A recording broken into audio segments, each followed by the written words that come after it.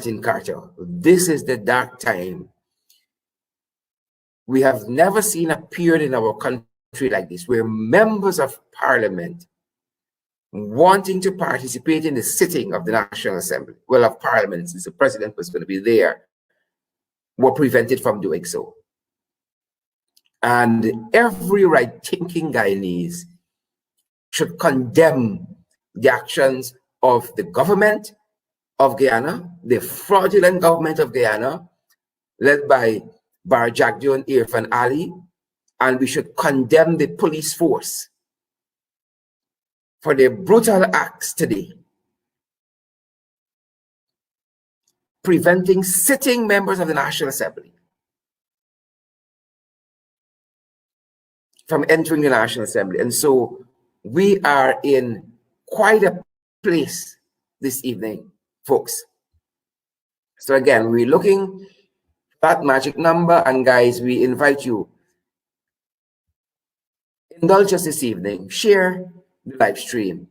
Like a friend, I believe this cuts across party lines when members of the National Assembly who are not carrying guns and ammunition, who just want to participate in what is supposed to be the democratic process, are prevented from doing so by the government of the day, the administrators of the day, prevented from doing so by the Guyana Police Force, aided and abetted by the Guyana Police Force. Members of the National Assembly are prevented from entering.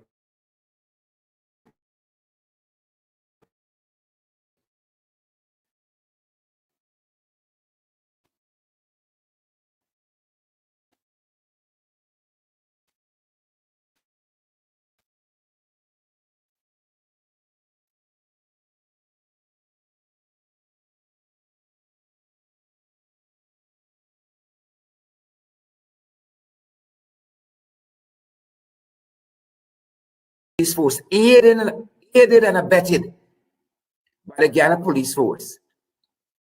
Members of the National Assembly are prevented from entering, assaulted,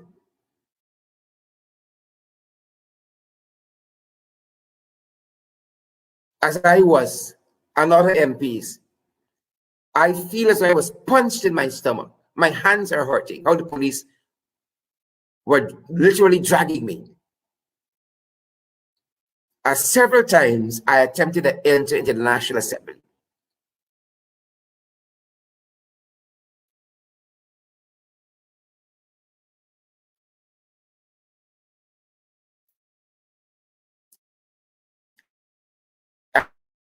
And that is where we are in our country.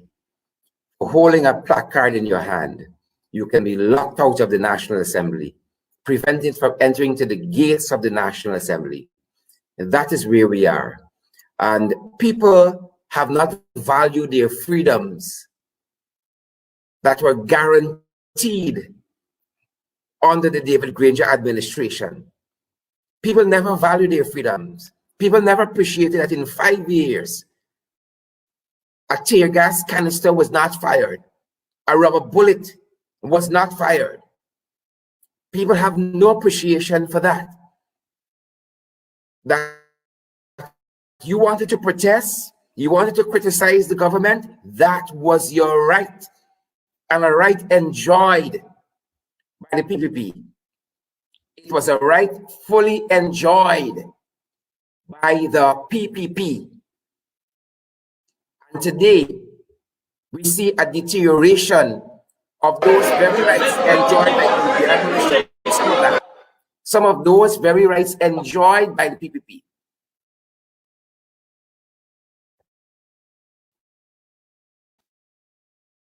We have no appreciation for where we are.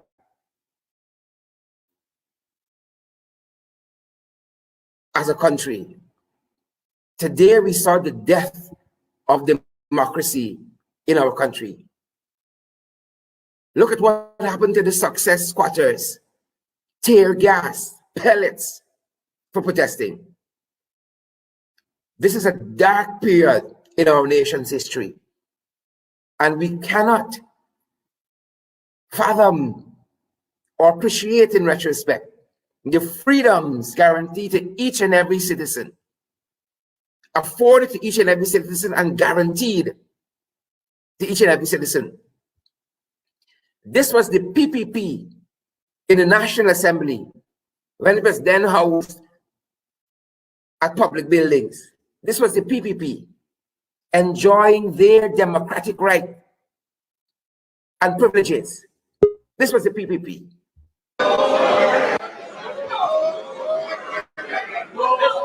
Constitution of the land.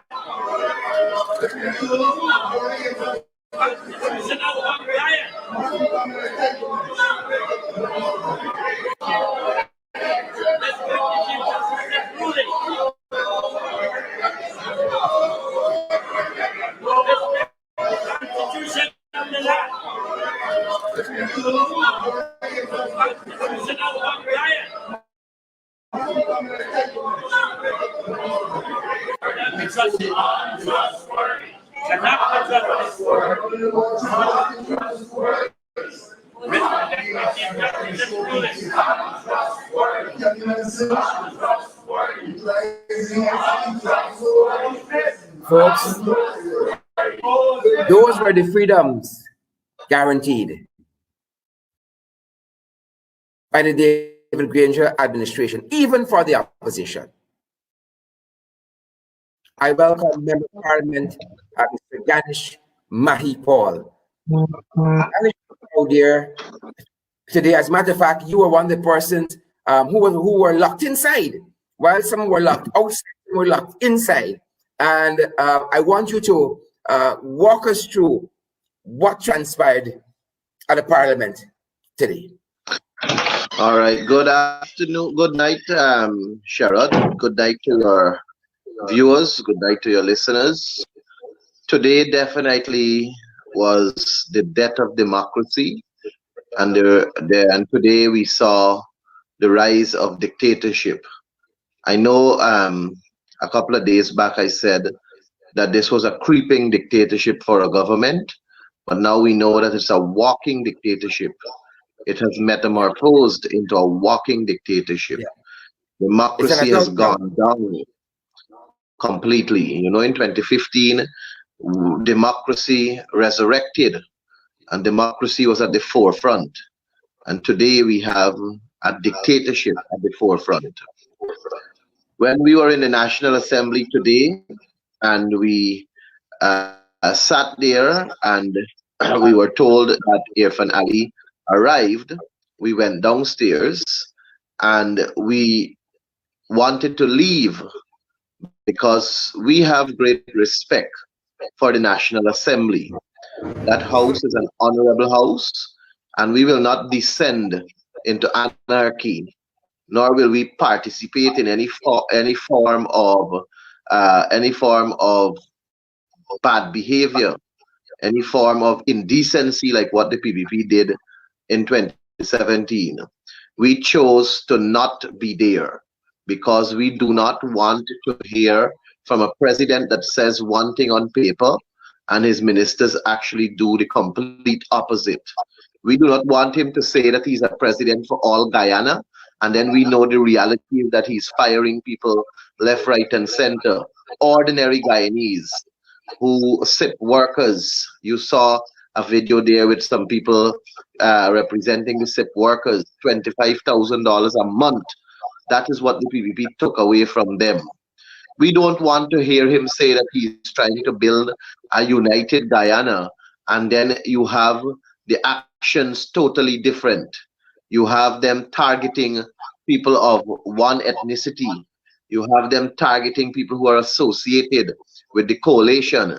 You know, we know that the Constitution guarantees that fundamental right to each and every Guyanese to choose which political party they want to be a part of.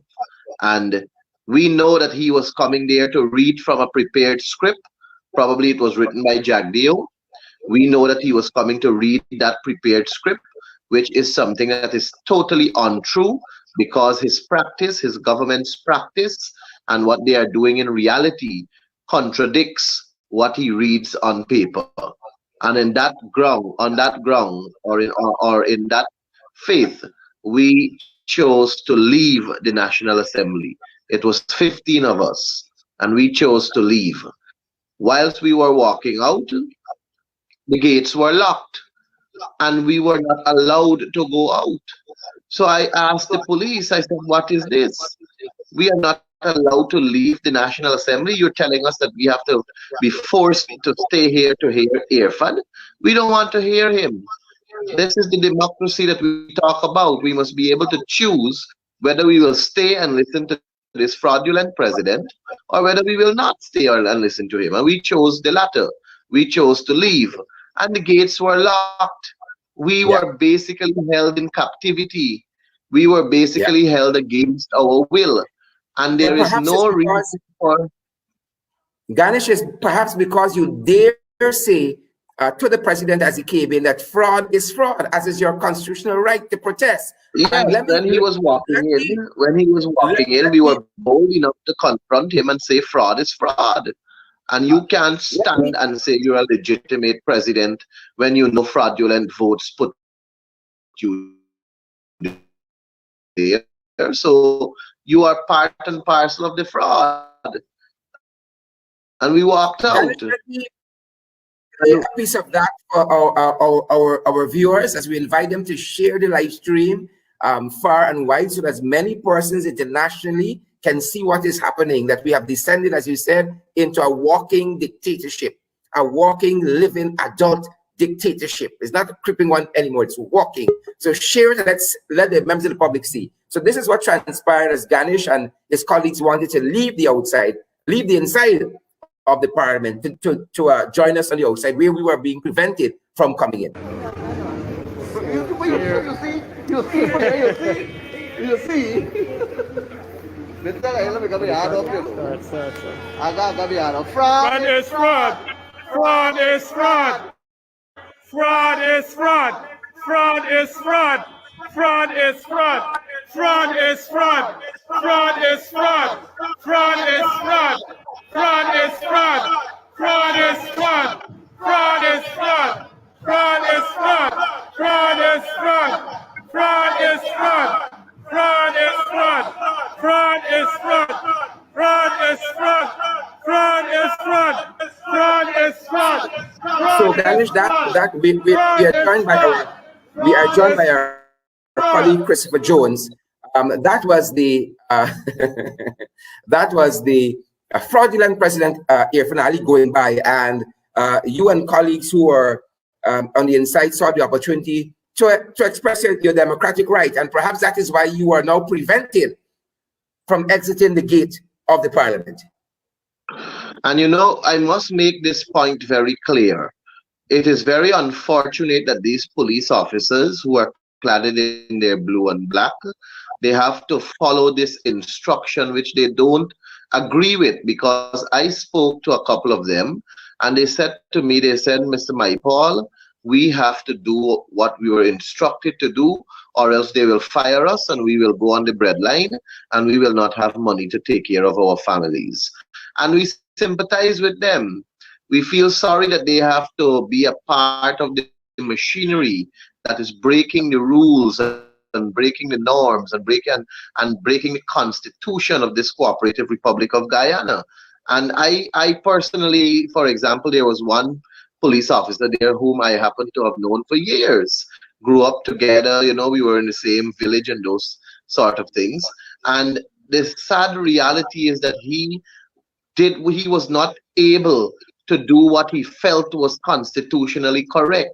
He was not able to do what he actually wanted to do, and that is to allow the members of parliament access to the National Assembly in or out. Ganesh, I'm happy you mentioned that, because I was also contacted by a member of the police force who was out there, and he said he was so ashamed by what the police force was instructed to do. He said that ropes and then give Mr. Higgins directions on what he should do. And he said he is so ashamed what the police did there that if that continues in our country, he would have to leave the Ghana police force. Yeah, and that is the sad reality of today's society. That is the sad reality of the PPP. And that has been the PPP for the 23 years that they were in office. That was what they were known for.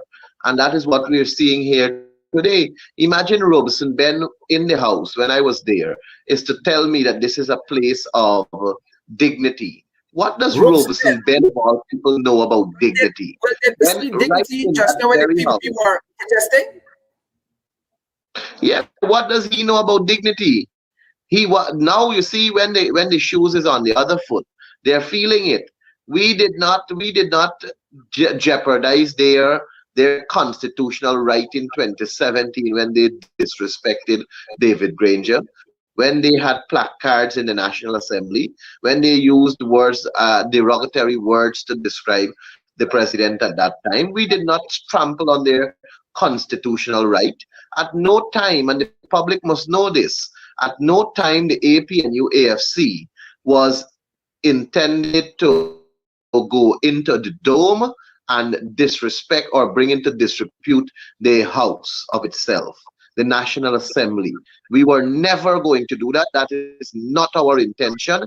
We are a set of decent people, and we will not bring into disrepute, nor will we bring down the standard of the National Assembly. The National Assembly is a sacred place. Unfortunately, it is being housed at the convention center because of COVID-19 protocols and guidelines. But equally so, it is unfortunate that there are 34 hooligans that are occupying seats on the eastern side of the house, but not because they are occupying the seats on the eastern side of the house. Well, it's actually 33 on the eastern side, 33 hooligans on the eastern side, and one on the western side just above me. Those 34 members, not because they are hooligans and they display traits of hooligans, mean that the entire house has to be brought into disrepute. We have utter respect and utmost respect for the National Assembly. We expressed our democratic right, which is enshrined in the Constitution, on the lawns of the Arthur Chung Conference Center, and we wanted that freedom to walk in and out as we please because it is our democratic right. As members of Parliament, we should not be deprived that constitutional right to have a free access in and out of the place where we were elected to be.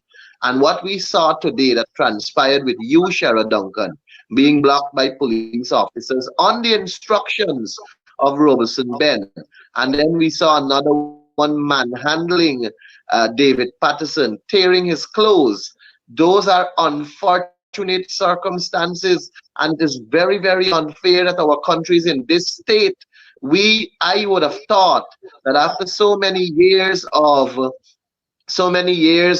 independence, and so many times we have gone through these level of nursery school behavior, pulling and tugging and fighting with our institutions and so on, there would have been some degree of maturity, some degree of advancement in our cause, and the manner in which we react and how we define the word democracy. I thought we would have advanced at this day and age. No wonder we have oil on our horizon, and it seems as though we will not enjoy the wealth, because the people who are there supposed to be focusing on that, they are otherwise engaged in trying to trample on democracy.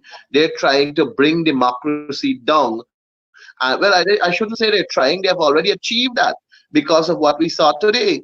They have achieved this. They have achieved the burial of democracy and the rising of dictatorship.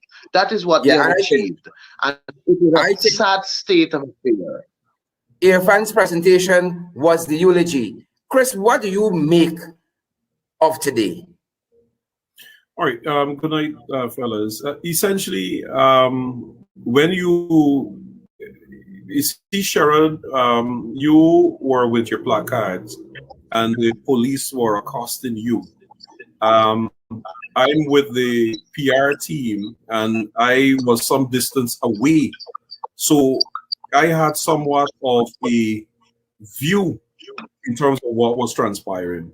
And immediately the images of several members of parliament on the streets outside of the parliament with placards, which a right is written in the Constitution of Guyana and give them that right to picket to demonstrate.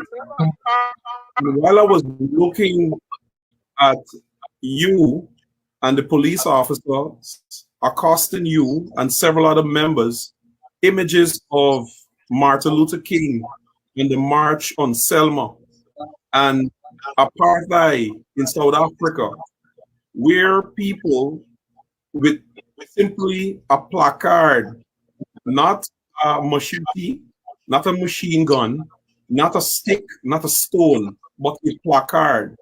And law enforcement officers are restraining you, restricting you from exercising that legitimate right that you have as a citizen first, and then more so as an elected official.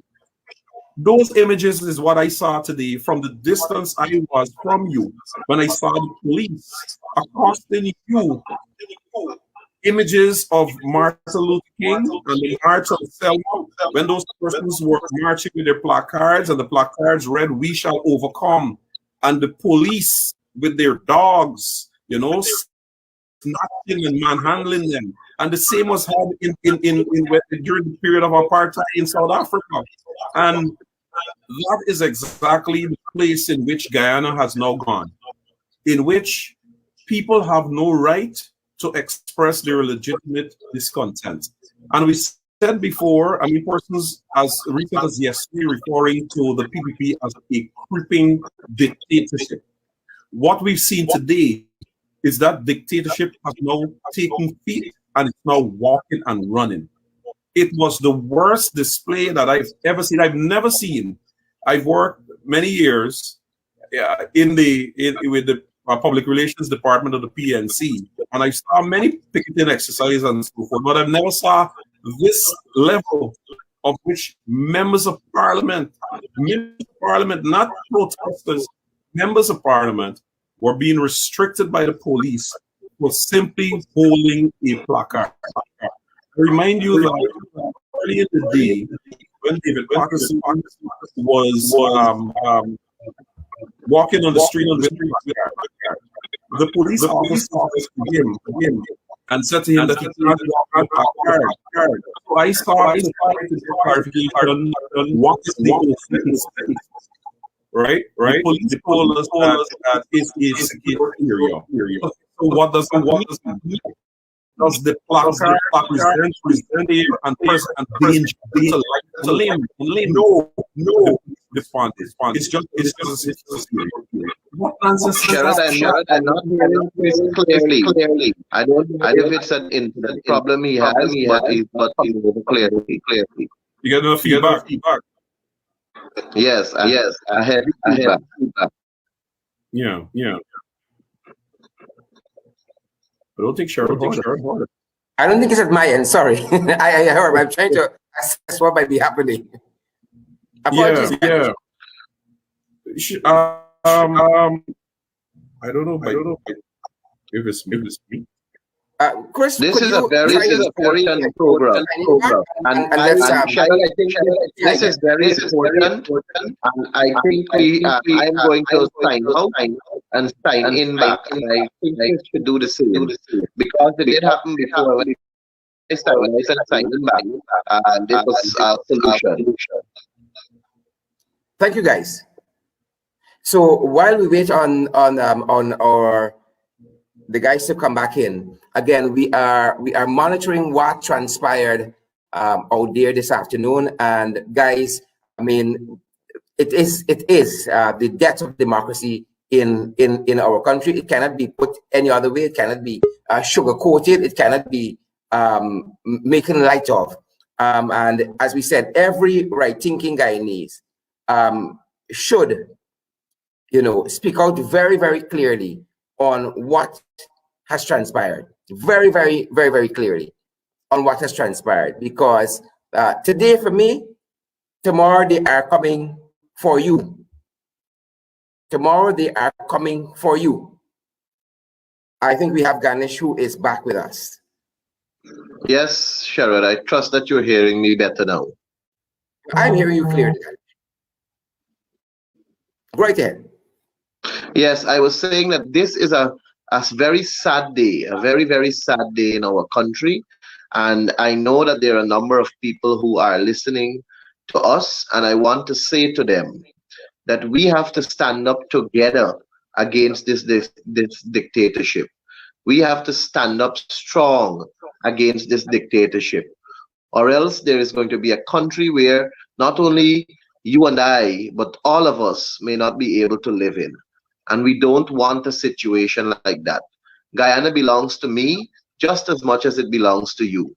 And therefore, we have to ensure that we fight for what we believe in. And when history is written and when it is being recorded correctly, it must show that we stood against dictatorship. We stood against this dictatorial regime. I mean, Irfan came to the National Assembly there, and all he was speaking to was his cabinet ministers and the PPP. So what he should have done is to go and do it at Red House, or he could have done it at some other location, because nobody from the opposition is really interested in hearing him speak, because we do know that he has no value in the information he disseminates to this country. He has no concern, nor does he have any influence in what he says. He is there as a puppet. Everybody knows that and they can see it. I mean, come on. We don't want to hear what you have to say because you don't say things that make sense. If you Speak want louder. us And to listen to you, the members of the National Assembly out today. if you want us to listen to you, then you have to address our concerns. And we have genuine concerns where ordinary Guyanese citizens are put on the breadline. We have workers that work for $25,000 a month that were not paid since December of 2020. We have a situation where you have ordinary Guyanese losing their work daily, losing their jobs daily. Data entry clerk, you have fired them.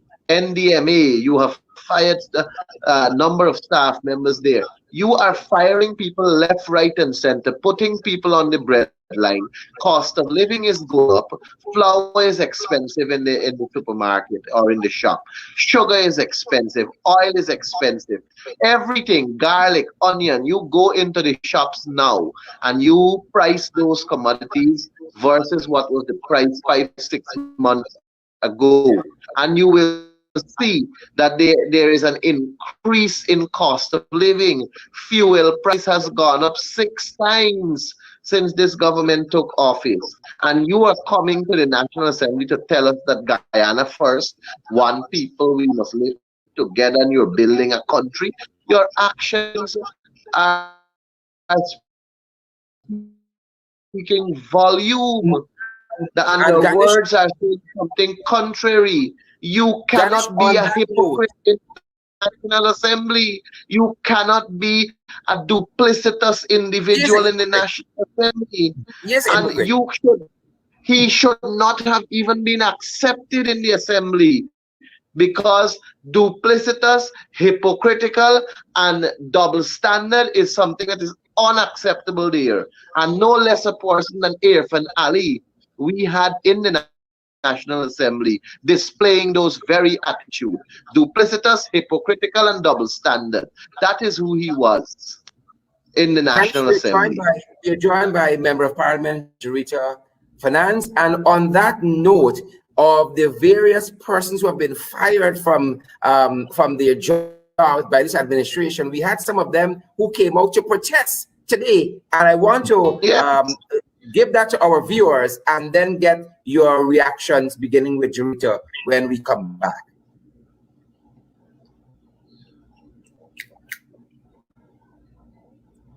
Hold 1 sec for me. I don't think I'm ready as yet, guys. bear with me. Let me take that again. Yeah. Rita, what are your thoughts about what transpired here today? I'm sure it actually I can forget about my thoughts. We've been speaking about how we feel about everything for quite some time. We've been live, we've been talking, and but I'm at a point of listening right now. And I've been listening a lot to our supporters and what they have to say. At this point in time, our supporters, they're angry. We have supporters that are angry at what transpired today. People are hurt and they're angry. They believe that they feel as though the power that they have is being ripped out of their hands as people. And it's something that we have to address at this point in time. As elected representatives of the coalition, when we go out there, we never go out there to represent ourselves. We always go out there to represent people. And whatever we do, we need to acknowledge how people feel about what is going on. My phone has been ringing off the hook all afternoon. People want to know what is next. What should they expect next? What is the next move forward? Today's events marked the last event in my book when it comes to the dictatorship that we're talking about. We have been seeing from day one the PPP have absolutely no respect for democracy. But today's action, the events that played out today was the last straw. It simply showed that they have absolutely no intention of respecting any institution of democracy within this country. Just pretense. It's pretense and theater. You know, I'm coining my words very carefully because I don't want to speak out of anger alone. And we must be constructive as political leaders. We have to be very responsible in the things that we say. But what I can say to our supporters is that I understand their anger and it's justifiable. Every last bit of anger that is felt within the coalition base is justifiable. They have a right to be angry. We are all in that boat together. We have to do what has to be done, but we need to do it in a very structured, systematic, and civilized manner. The PPP today expected the coalition to go into the Honorable House and behave like hooligans. Like they behaved when Granger was president. We did not do that because we are not hooligans. We did not give the PPP what they expected to be, and it upset them. You could have seen the anger on their faces because we did not go into the house and behave like they wanted us to behave like how they behaved when they were in opposition. Guys, let's hear from these workers who came out there and protested as well, and then I want to get your reactions. When we get the message that the contract won't be renewed, it was a very heartful thing because for we, majority, not majority, all of us are women with children, and our money is not big. Our money is very little, but guess what? We try to utilize it to the best of our ability. What was your income? Our income is like about 44. Sometimes 42, sometimes 44, depends on how you work. And we try to make sure that you do. And in order for we to do it, you take loan from the bank and to have a good Christmas and to make our family happy. That is how we do it. And to know that no, the contract won't be renewed, nothing. How we supposed to survive? Just like how the president, my excellent, grew up, he have a family, he grew up and he be in that chamber to add and subtract. We want our children to do the same thing. We want our children to do the same thing. So all in heaven's name, when that contract taken from us, what will You are with those workers. Tell us a little bit about that.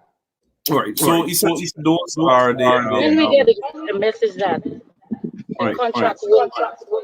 I think sure. We get to this.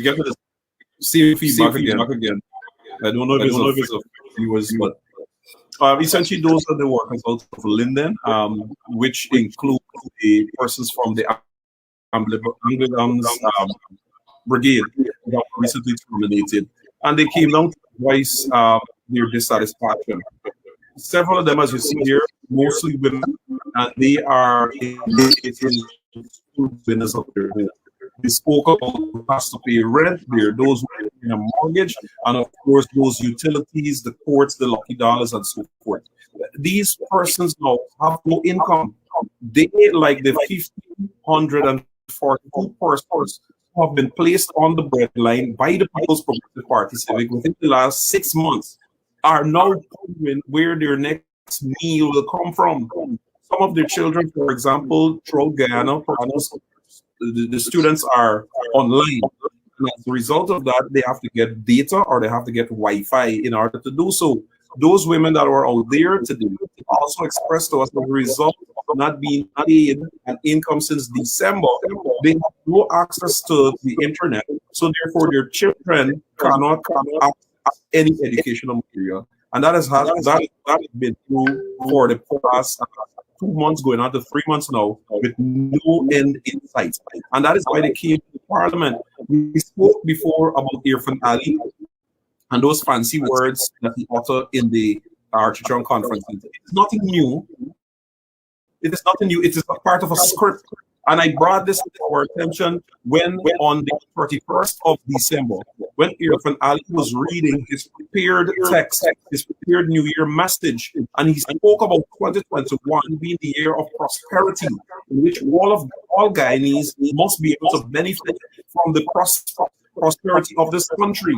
The same day, December 21st, when Irfan Ali was reading his prepared text, the very same day, 69 workers. You guys recall that? 69 health workers from Region 6 were terminated. The same day, 69 community health workers from Region 3 were terminated. The same day, 12 young people from the General Registrar Office were terminated. The same day. So within that one, when Ali was reading his prepared text, 100 and something Guyanese workers were placed on the breadline. This is what the PSB does. They go and make fancy speeches. They play up to the international community. They play up to the diplomatic community about what a glorious, prosperous country they're developing. But behind the scene, this is the reality that is happening. And like Jurita shared, in terms of what transpired today, and that's what I'm saying is that no one should take this lightly. No one should take this lightly. And the fact of the matter, by this afternoon when I got home, and I received a call from the Parliament indicating that tomorrow their intention to have one of the committees, you would swear that nothing transpired today in which membership was restricted. You understand me? It's like everything is hunky-dory. Oh, tomorrow is Parliament. You must come. We could do a committee meeting and everything. There's nothing to meet about. There's nothing to meet about. They could do what the hell they want with the committees. Correct. You understand me? This is a serious time in this country, and that is why when we say to people that listen, we have exhausted every legitimate avenue in which you can We went to the police to seek redress, and you see what the police does. We went to the courts to get redress, and you see what happens in the court. Now, the National Assembly, which is the highest decision-making forum in this land, the highest decision-making forum in this land, they had the police, they instructed the police to lock up, lock out, and detain members of parliament from accessing the chamber. What does that tell you? And look the extent to it. Look the extent of it, because our colleague David Patterson even tried to go over the gate and was their prevented identification from doing so. and they are not being allowed to enter. This is the only way now. So we have to incentivize. What is this? What is this? What is this? This is a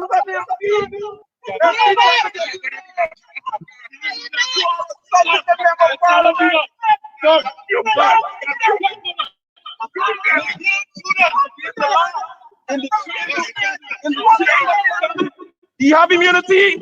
He have immunity. You can't do that. There you have it. You can't enter parliament. That's the Parliament of Ghana. And when Irfan Ali, All they was doing is trying to go to parliament. Yeah. when Irfan Ali was speaking in the Parliament, it sat the US ambassador, the British High Commissioner, the Canadian High Commissioner, and the EU representative in the Parliament. And as we speak here tonight, there isn't a single word from the US Embassy, the Canadian Embassy, the British High Commission, or the EU as it relates to what transpired outside of the Parliament of Ghana, which were People have to talk about the will of the people. what does that? Even some of the local media houses, and I asked the viewers at this time to go to several local media houses there and see thing with the opposition members of parliament outside of parliament. I don't even want to call names, but those reputable, very popular ones that you know they're always first to put out breaking news. I've been monitoring them the entire afternoon, and you haven't seen any story of what happened outside of the parliament. And it comes back to what we know transpired. I've been looking at them waves. Chris, you will not share. It's very important what Chris is saying. I think it's very important what Chris is saying, that you're not seeing any reports in the media about what transpired outside of the parliament today.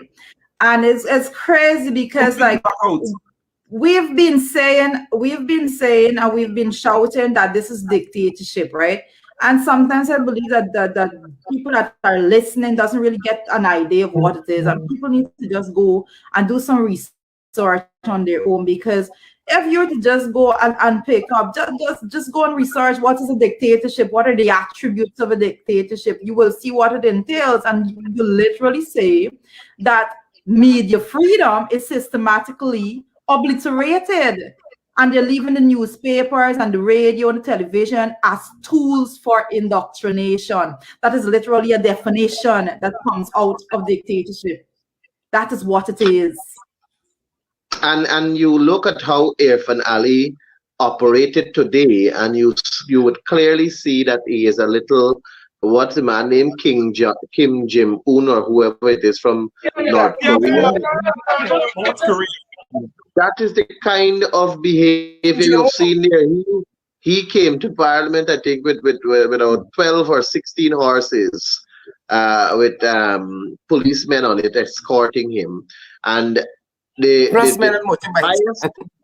highest decision-making body, lawmakers, all four of us here are lawmakers of this country. We were deprived accessibility in and out of the National Assembly. Ganesh, I got to jump in again. Because I have to say it again, because you're talking about security. You're talking about security, Ganesh. And again, I'll go back to what is a dictator. And they literally says that dictators usually have large number of security forces, which is disproportionate to the country's status. It is in the definition of dictatorship. It is in and when you look Yeah. When you look at the amount of police officers that was present at the Artachong Conference Center there today, one is left to conclude that the ordinary people, the Guyanese, the hardworking Guyanese, the ordinary citizens of this country, they were left unprotected, because it was as though all of the policemen and women across this country were sent to the Artachong Conference Center. And we have people that are hardworking Guyanese who are out of their comfort zone in terms of their homes, working, and instead of the police patrolling the streets to ensure that law and order is executed in a manner of fairness, and make their presence be felt in communities that are vulnerable, they were diverted to the Artachong Conference Center. We had over 1,000 or more police officers there. And then you had some at the back that had batons and a shield and a whole set of heavy duty weaponry. A whole set of heavy duty weaponry was at the back.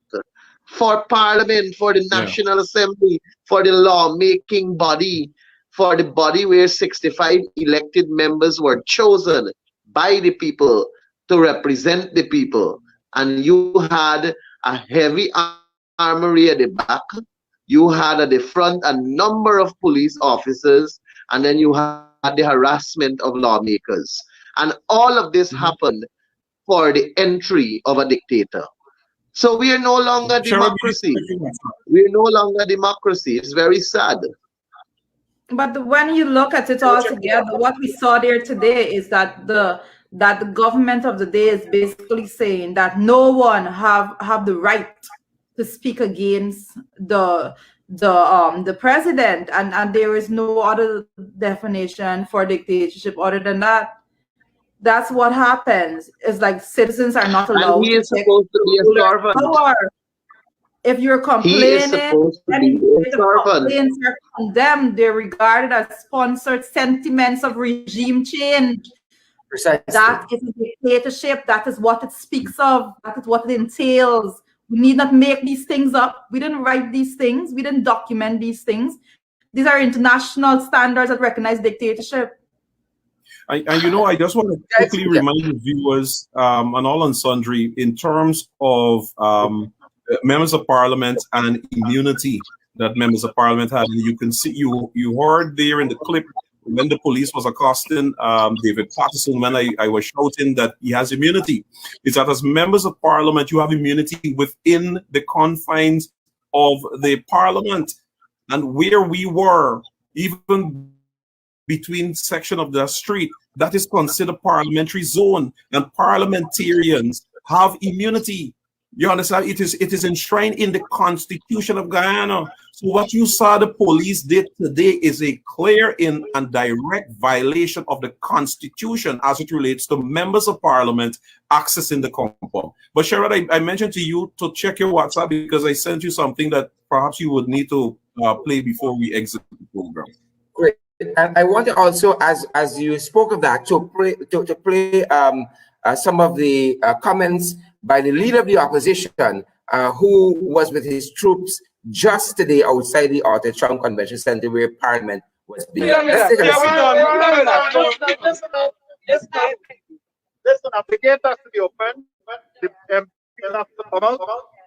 We have made it very clear, yes, sir, that this is our right as MPs, and they've been prevented by Irfan Ali and his regime from our MPs going in there.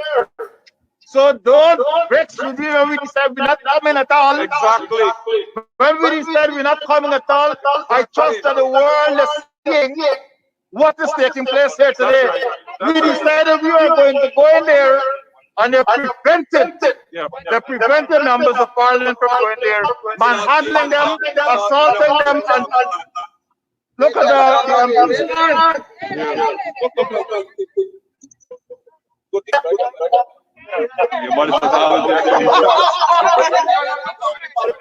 So I am asking you, I'm asking all of Guyana to recognize that what is taking place here, that all of the policemen that should be looking after crime, looking after drug runnings, looking after going to the border with Venezuela, so they're all here.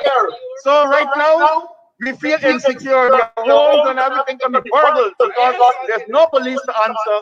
All of them are here just listening to Irfan Ali. So I want to say that our MPs have stood their ground. We've been prevented from going to exercise our right under the Constitution, and this is a matter that we'll take further. We'll take it further than this. We'll take it further. There you have it, folks. You should notice There you have it. the government is. Sherrod, we are in a state of disrepair, and the Guyanese people, the ones who are listening here, who are watching us and listening, they need to pay heed to what is happening. This is something very serious, and it is easy. We can sit, yes, and we can engage our social media. We can be on Facebook, talk about it, but we need to rally, and we need to send a clear message. Clear, This strong big we cannot have a country like this where our children and grandchildren will have to grow up knowing that democracy has died. We are an independent citizen, and we must fight for what is ours. Yeah.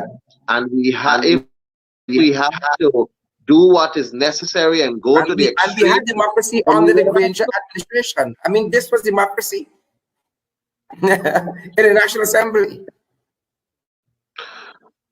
We will have to do what we have to do. This is atrocious. This is terrible. And this is what is hooliganistic. you have to remind people. This is what you want to see. So those same bastards today who instructed the police to lock members of parliament from going into the parliament chamber, these were the same hypocrites. Look, Irfan Ali's right in front there. Look, Balhead, Blasted Barrett, Jagdeo is right there. And all of them were in the National Assembly holding placards, shouting to the top of their damn voices. And now they are restricting members of parliament from going into the chambers. You can understand in the streets. Look what they were allowed to do. Look You what can they were understand in the streets. Look, the man off. Look at them. Look, Irfan Ali in the front. Look, Irfan Ali in the front and center, loud and pompous as he is, with a placard in the National Assembly. And these hypocrites are going to say to us today that MPs can't stand on the roadside and pull a placard. As the leader of the opposition said, they lock us out of parliament. They told us that you can't come in here. This is Irfan House, so you can't come in here. So we will take it to the streets and have the People's Parliament as the one. Look at them. Hypocrites, all of them. All of them. Look at them. Look, Ali in front and center. Yeah. That's how they desecrated the Parliament chambers. That's how they desecrated the Parliament chambers. Yeah. And had the audacity and brass face to instruct the police to lock out members of parliament from entering the parliament, and instruct the police to take away placards from members of parliament who are standing on the road. And these same hypocrites were in the parliament chamber. Look at them, And all of them. I say good night to all except Irfan Ali, because the buck stops at him. He wanted the presidency, and this is his administration, fraudulent administration, and this is what they are doing. Sad, very sad.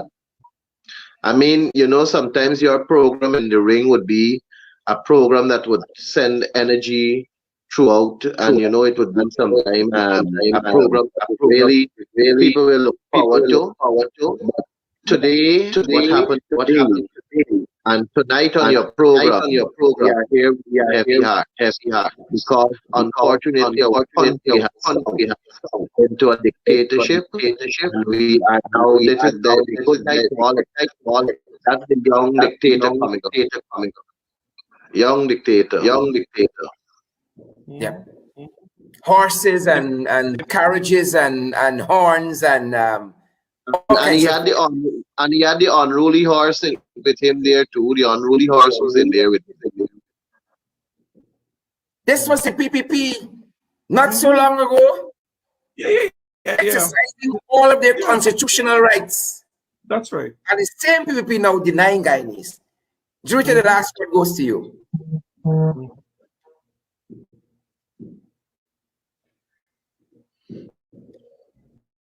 Sharon, I'm actually glad that you keep replaying this video over and over. I'm glad that you're doing it, because I often say that Guyanese, we have a very short memory. And we often forget the things that the PPP did. This is not a time to forget what the PPP did. You can look at that video and you see Air Finale in the front bench Air Finale right there. Full mockery of the House when President Granger was making his presentation in the House. They protested in the House. They shouted to drown out his voice within the House. Yet you see today, the PPP went to the extreme to stop parliamentarians from entering the compound. It is unforgivable. There are certain things that is unforgivable, and this is it. We must never forget what played out today. It must mark the end of disrespect. Yeah. Sharon, I am very sad for the kind of country that our children will inherit. We're in a bad place. We're in a bad place. And I don't know how else to put it. All right? I never foresaw the day as a parliamentarian I will be denied entering the House. I never saw the day. And these are the sanctimonious gangsters, the real sanctimonious gangsters. Because they preach one thing, but then the actions. Ganesh, your mic is off. Let me help you. Sharon, they're too decent a definition for them. They are simply put hooligans. They are hooligans. They are barbaric hooligans. That is the adjective I want to use to describe them, Cheryl Duncan, don't have those bleepers that could bleep Chris, it out. they are swirling in my head. Good God, they're swirling in my head. But I wouldn't allow the PPP to bring us down to their standards. Yeah, exactly. Look at them. Look at them. And that Vindhya Prasad is the one who jumps on. Vindhya Prasad is the one who spends her time every morning on the radio talking about good life and good and goodness and virtues, what we must display and what not. Vindhya Prasad. She is a hypocrite. Of course. Of course. None of them are innocent. None of them are innocent. Member of Parliament, Ganesh Mahipal. Members of Parliament, Ganesh Mahipal, Christopher Jones, Rita Finance, I want to thank you for joining me this evening. It has been my privilege. Guys, again, we're in a dark place. I don't know how else to put it. Very dark. In a dark place. Very dark. A very dark place. And it is either COVID that is going to kill us all, or it will be the People's Progressive Party Civic and their fraudulent administration. A good night to all. Stay safe. A good night to all, except Air Finale and this wicked, fraudulent government.